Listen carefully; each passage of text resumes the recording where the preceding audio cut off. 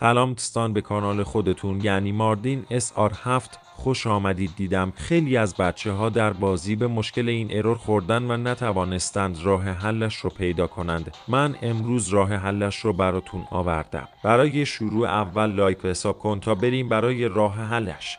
خوب بچه ها، اول میریم فروشگاه پلی و از جستجو فیلتر شکن آلمان رو سرچ میکنید.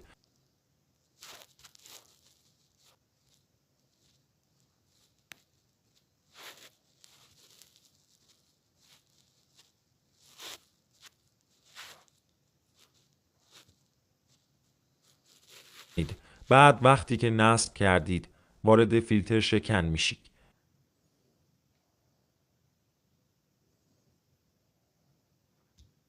و بعد دکمه رو میزید. لازم به عوض کردن سرور نیست. بفتی که دکمش رو زدی یکم میستی تا بهترین سرور رو برات پیدا کنه.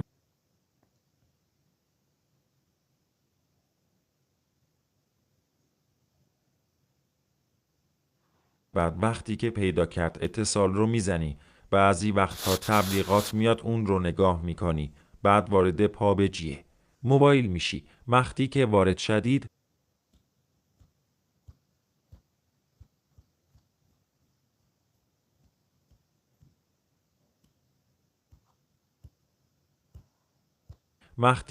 شدید قسمت گوگل رو میزنی و بعد ایمیل مورد نظرت رو میزنی. چند ثانیه وایسا، بعد یک لودین میاد. بعد به آسانی وارد بازی میشه.